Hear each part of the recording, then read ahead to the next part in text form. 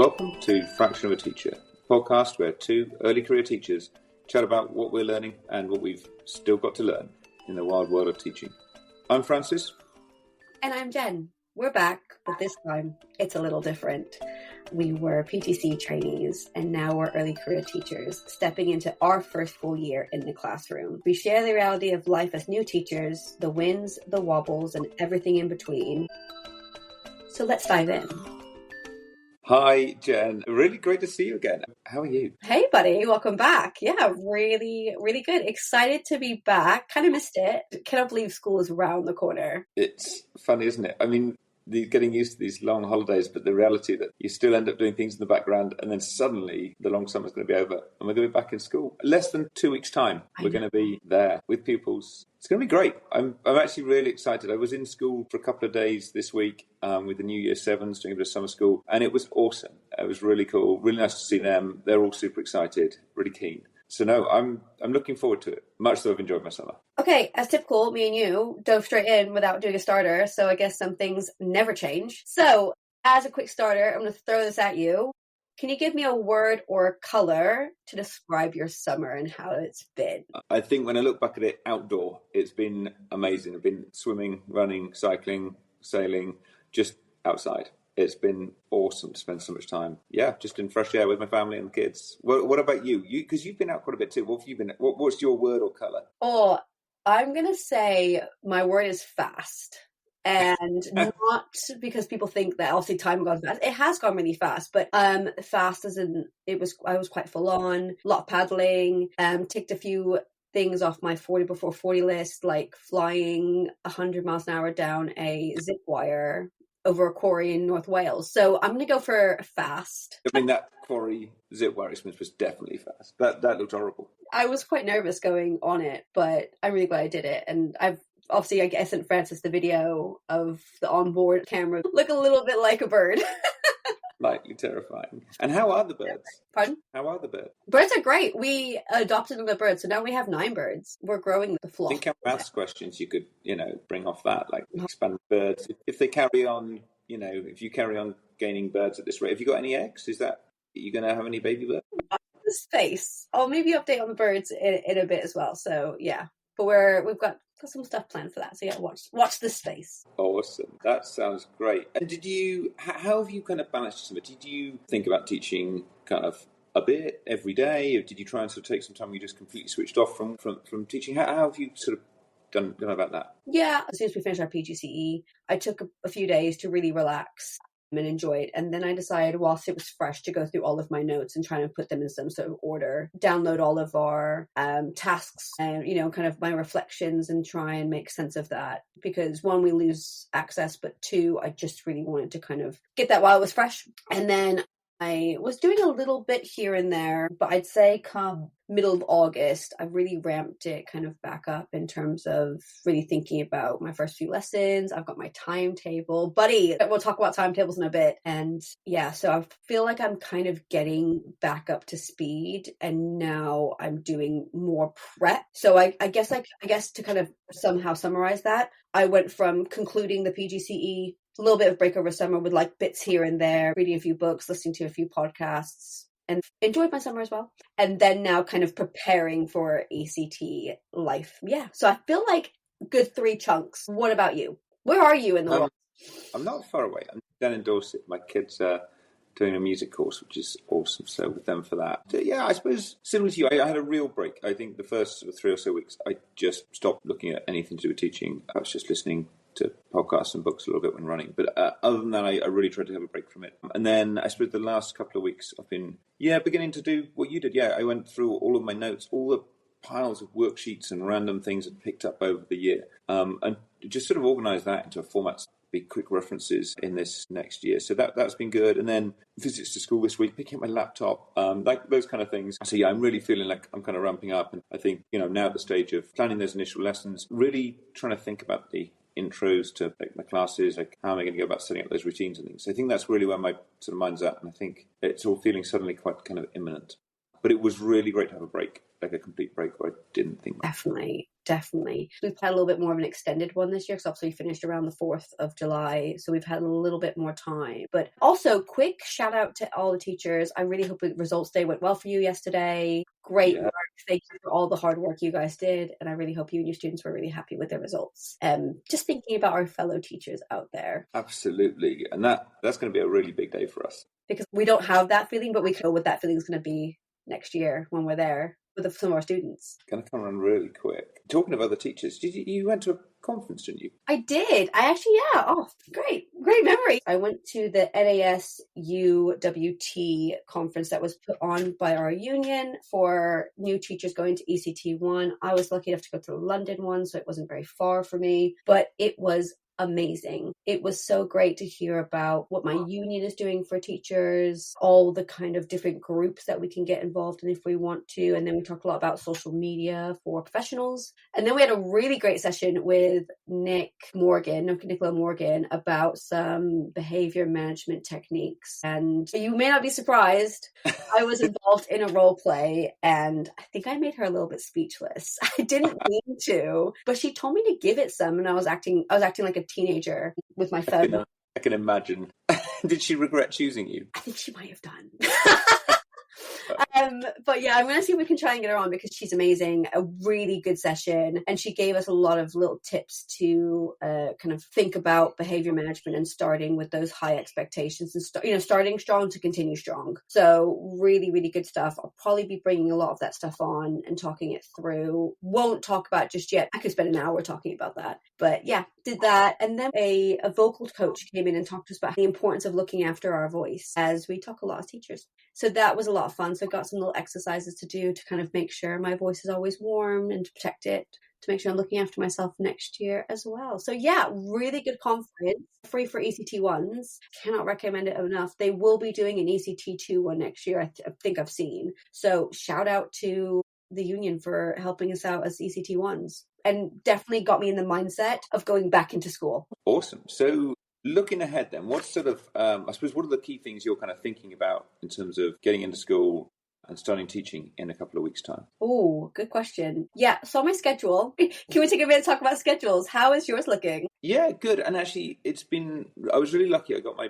timetable back in July, so I've had some time to kind of think about it, get a feel for, how my weeks are going to look, who I'm teaching. No, I'm really happy. It's a great balance. Yeah, I've been able to really begin to think, I've got a top set in one year, a bottom set in a different year, and so on. So it's been really good to be able to just start to think, how am I going to go about teaching them? Yeah, and how about yours? Yeah, really good. I got a really good range of years. Some of my classes are split, which is great because I get to really engage with some of my more expert colleagues as well. So I can kind of learn from them. So feeling really positive about it. We were lucky enough to have an induction day for our ECTs I was able to attend. And that was really helpful because it gave us a view of what does our year looks like? When are we meeting? What are my requirements? What teaching standards am I going to be looking at across my terms? So I've really been getting myself accustomed to my school and what is going to be required of me. That's kind of what I've been doing, but that encompasses quite a lot. So I've been reading to kind of prepare myself. At this stage, I don't know anybody who isn't going to be feeling the nerves or isn't going to be feeling like,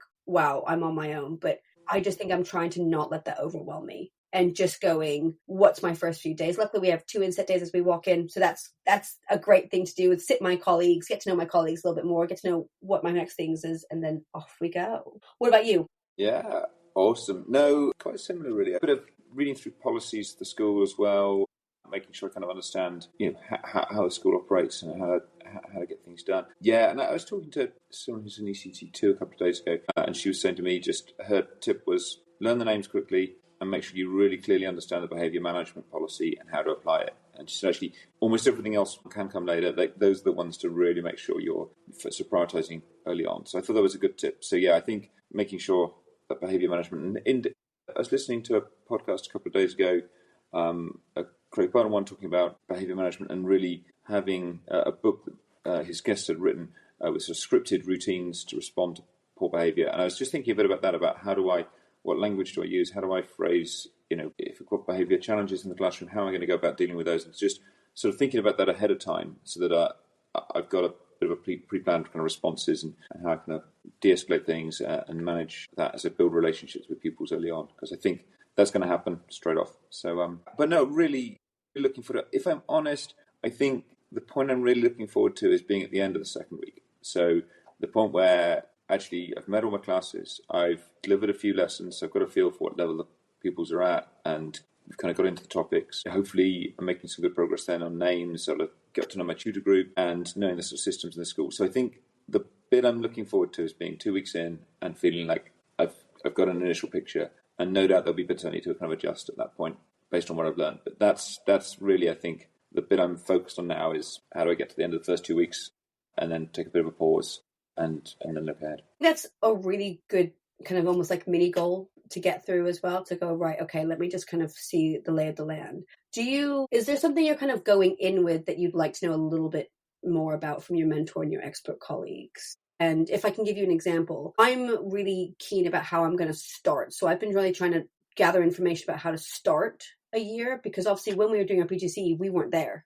We were at university learning a lot of our theory. So actually the idea of how do I set my expectations, thinking teaching standard 1, how do I set high expectations? How do I get that from the get-go? What does setting up my classes with my students there, my first lesson, what does that actually look like, is what I'm wanting to go in and almost gather to feel more confident. So is there something like that for you that you feel like you want to go in and be like, I just want more information about this? Yeah, I think that's a really good point, and that's something I've been definitely quite focused on. And that kind of introductory pitch to the class in terms of what expectations are and think about how to do that. I think where I am with that, I've got a reasonable feel, I think, for the school's routines and so on. But what I've done really is sort of drafted up my notes as to what my expectations are, and I've thought about how I want to deliver that to my classes and sort of reiterate that in those first few lessons and practice some of those routines. And I think really what I intend to do with that is then just run that past my mentor or the head of department and just say, look, this is my intention. I think I'm aligned with the school and the department's routines. Anything I've missed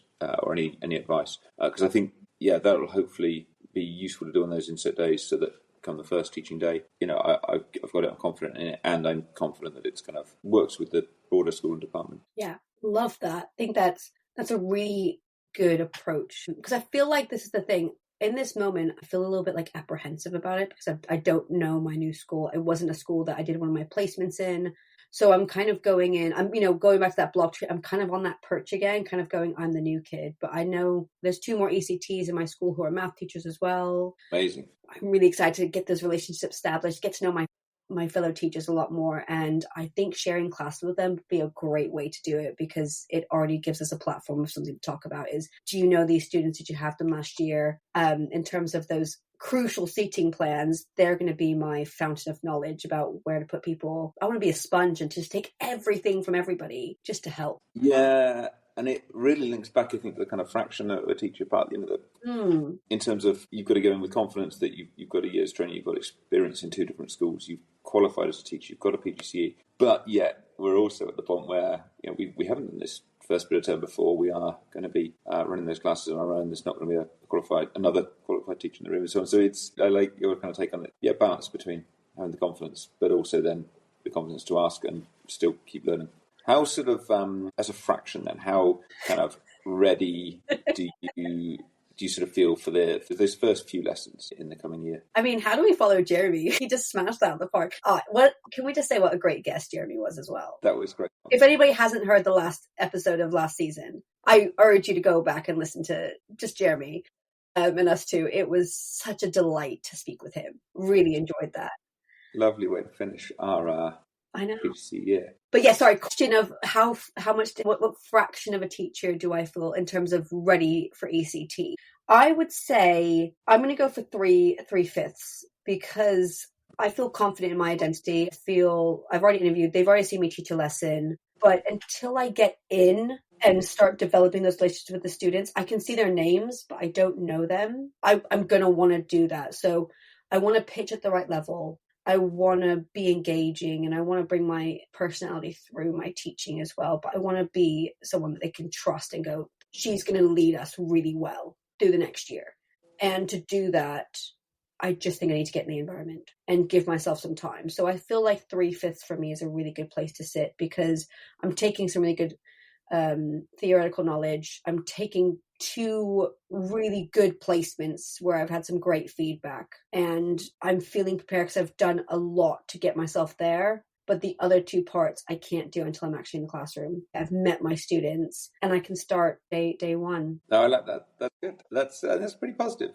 And I think also that'll probably grow pretty quickly, like the way you're going about it, that'll very quickly grow. You know where you want to focus your efforts to get those additional 2 fifths. You're very kind, and I see that we're starting this on with still building me up there. You're still my favorite cheerleader, Frances. Really appreciate it. Thank you. Favorite co-host. How about yourself?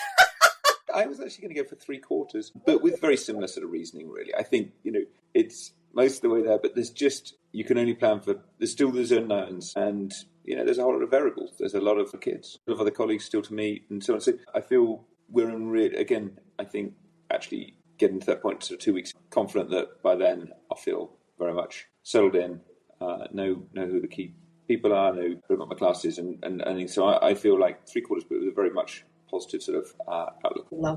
Love that. Okay, so good. I would say you're a whole teacher because you're amazing. I aspire to be as good as you are, to be fair.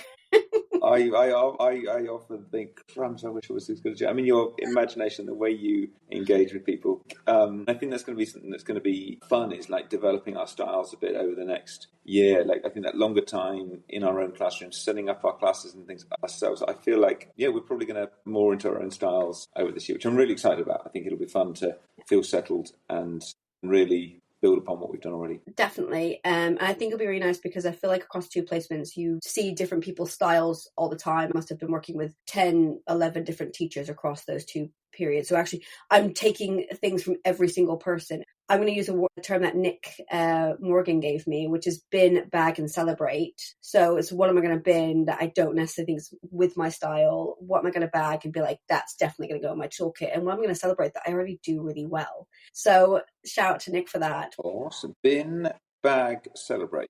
Really like that, because what I think is really easy at this stage is to feel overwhelmed because there's so many people on TikTok, Instagram, setting up for the next school year. And I would say that can almost feel quite overwhelming. But I would say top tips from the sounds of it is read your school policies. Go over what you've done, what you've achieved in your PGCE, because you got here because of who you were, not because of what other people were. And get yourself ready as much as you possibly can based on what you do well. So if that's reading loads of books, cool. If that's listening to a podcast, great. If that's going to the classroom and having every single wall in your classroom done, cool. But I would definitely say figure out what works for you and the rest will come. So you're going to celebrate what you're doing already. You're going to bag some really cool different tips that people give you from social media and from your teachers next to you.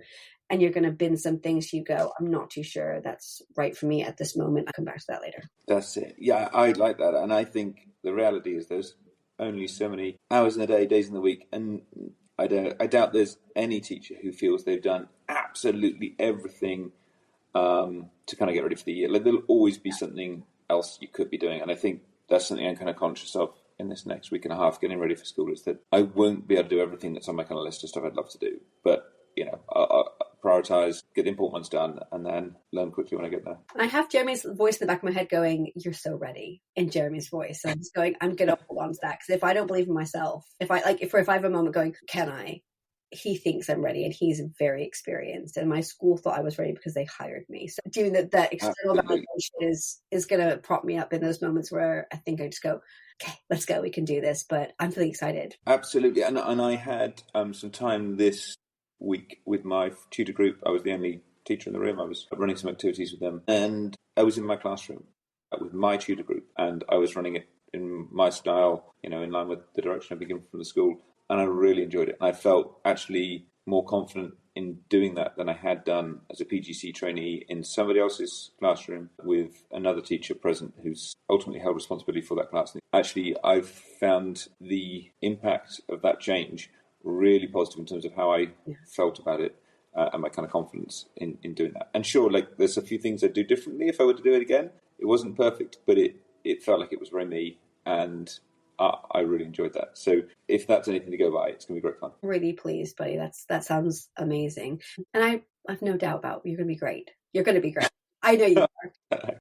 I'm glad that the podcast is back for another season. So should we talk a little bit about the podcast in terms of just some changes we've made? Because there are some changes. Not very many, but... Yeah, so really great to take a look at our upcoming season and some of the opportunities we're working on for having some more guests on the show. And we're really keen to get the right balance between doing sort of deep dives between the two of us, really sort of focus on some topics, but also getting a range of guests on the show, building on the wonderful guests we had last year. So, yeah, definitely looking forward to that. We've got a bit of a deep dive planned. We've got over to you. I think this was probably your idea. Yeah, so I kind of had a little bit of a thought about taking the teaching standards one at a time and talking a little bit about what they mean, how we plan to meet them, why is it important for us as teachers. Obviously, as ECTs, we are being judged against the teaching standards now. So it felt reasonable to almost take a standard at a time and just talk and reflect on it. So our plan is to kind of do it every other episode, is to take a teaching standard and explore how we're evidencing that. Absolutely. Yeah, and I think, as you said, it's like that. It sort of links closely to the CPD we need to do as teachers. I think it'll help us link back to some of the theory and some of what we kind of learned and discussed on the PGCE. And hopefully, provide a useful framework for us and listeners just to kind of think through and breaking down the enormity of that kind of big subject, that what is it to be a good teacher? Yeah, so no, I'm really looking forward to that kind of structured reflection. And in terms of the sort of format and sequencing, we've got a plan to continue rolling out one full episode every 2 weeks. So that'll be releasing on a Tuesday morning. And of course, all the back episodes remain available. Previous episodes remain available online. Yeah, so that'll be, I think, first full episode on Tuesday the 9th of September, I think. Yes, and we're going straight in with a teaching standard. We're going to go in for a teaching standard part 2. We don't really talk a lot about part 2, but it's so important, and we do it every single day without even thinking about it. So a little snippet of what's coming. But yeah, this term, we're going to be talking a lot about kind of that workload, thinking about being the only group in the room as well, kind of being observed less. Great idea from Jeremy as well, which is lovely. Thank you so much, Jeremy, for that. And possibly some very great guests on the way as well. So it's going to be a good term. I'm really looking forward to it. A little bit long because it's going to be our longest term, but hopefully we'll be here to keep everybody sane and pushing through and feeling resilient until Christmas. And then we'll talk about that. What's next? Absolutely. Awesome. Well, thanks. And it's been great to talk to a few people great feedback from listeners over the summer. Actually, we had a lot of listens over the summer, which is awesome to see. And please carry on spreading the word. And clearly, a new generation of PGCE students will be starting in, new training teachers will be starting in a couple of weeks' time. So best of luck to them. And if you know any of them, if you've got people who are on placement in your school, they may find some kind of benefit from listening to the podcast. There's early episodes perhaps, so please point them in that direction. Definitely. I mean, good luck to everyone starting their PGCE as well. You're going to be amazing. You're going to love it. It's going to be hard work. Even your skit, every person, every trainee teacher going in, you're gonna love it. Best of luck. I can't wait to see you in the classroom. Absolutely. Welcome. So, thanks, Jen. Look forward to catching up soon. We're going to be recording again soon, and I'm really looking forward to finding out more about school and hearing your experiences there as the term starts. Yeah, absolutely, buddy. Well, yeah, nice to see you. Enjoy wherever you're going to go next. I think it's Scotland, isn't it? Yeah, fishing in Scotland. Should be awesome. More time outside. And then back to the real world. It'll be good. Okay. See you soon, buddy. Thanks, Jen. See you soon. Everyone. Thank you for listening to this episode of Fraction of a Teacher. We hope you've enjoyed it as much as we've enjoyed recording it. Please share a link with your fellow teachers and friends. New episodes released every Tuesday morning at 5 o'clock. And if you do love it, I suggest you hit that subscribe button, leave us a review, and follow us on social media at Fraction of a Teacher Podcast for updates so you never miss anything. We do love hearing from you with your questions, your thoughts, and your ideas. So if you have any, please email us at fractionoat@gmail.com. Until next time, keep smiling. And keep solving those problems.